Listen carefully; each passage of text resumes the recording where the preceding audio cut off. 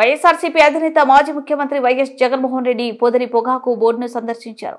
పొగాకు బెయిళ్లను పరిశీలించిన ఆయన ధరల వివరాలపై అధికారులను అడిగి తెలుసుకున్నారు. రైతులు ఎందుకు నష్టపోవాల్సి వస్తుంది అని ఆరా తీశారు. మరోవైపు గిట్టుబాటు ధర లేక అల్లాడిపోతున్న రైతులతో ముఖాముఖి నిర్వహించి వాళ్ళ సమస్యలు అడిగి తెలుసుకున్నారు. జగన్ రాక నేపథ్యంలో పొదిలి మొత్తం జనసంద్రంగా మారింది. అంతకు ముందు జగన్ కు పొదిలిలో అపూర్వ స్వాగతం లభించింది. ఆయన్ని కలిసేందుకు చూసేందుకు భారీగా రైతులు జనం తరలివచ్చారు. జై జగన్ జై జై జగన్ నినాదాలతో హోరెత్తించారు. సుమారు 3 కిలోమీటర్ల మేర భారీగా ట్రాఫిక్ జామ్ అయింది. రోడ్డుకు ఇరువైపులా జనం బారులు తిరగా ప్రజలకు అభివాదం చేస్తూ వైఎస్ జగన్ ముందుకు సాగారు. పట్టించుకునే పరిస్థితిలో ప్రభుత్వం లేని కారణంగా రైతులు ఆత్మహత్యలు చేసుకుంటా ఉన్న పరిస్థితులు మన రాష్ట్రంలో కనిపిస్తూ ఉన్నాయి. ఈరోజు ఈ సీజన్లోనే ఈ జిల్లాలోనే ఇక్కడే 2 ఆత్మహత్యలు చేసుకున్న సన్నివేశం మధ్య ఈరోజు ఈ జిల్లాలో నేను మాట్లాడుతూ ఉన్నా. ఈరోజు ఇక్కడే ఇదే జిల్లాలోనే 2 ఆత్మహత్యలు చేసుకున్న పరిస్థితులు. పర్చూరులో ఒక రైతు చనిపోయాడు.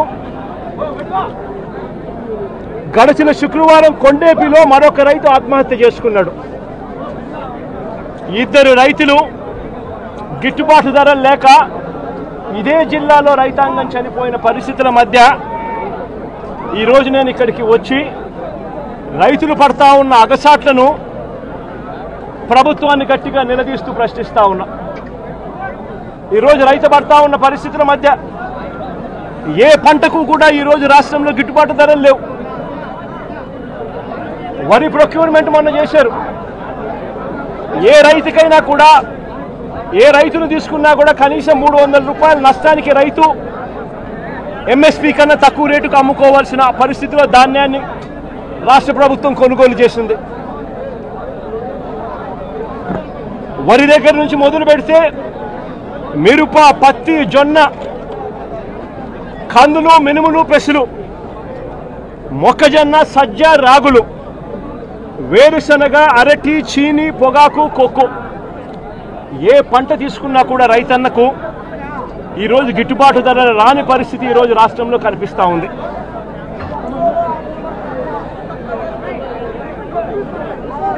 కేవలం ఒక సంవత్సరం కిందట వైఎస్ఆర్సీపీ ప్రభుత్వం ఉన్నప్పుడు రైతు రాజ్యంగా రాష్ట్రంలో పరిపాలన సాగించినప్పుడు రైతు పరిస్థితి ఎలా ఉండేది, 1 సంవత్సర కాలంలో రైతు ఎలా దిగజారిపోయాడు అని చెప్పడానికి నిదర్శనం ఈరోజు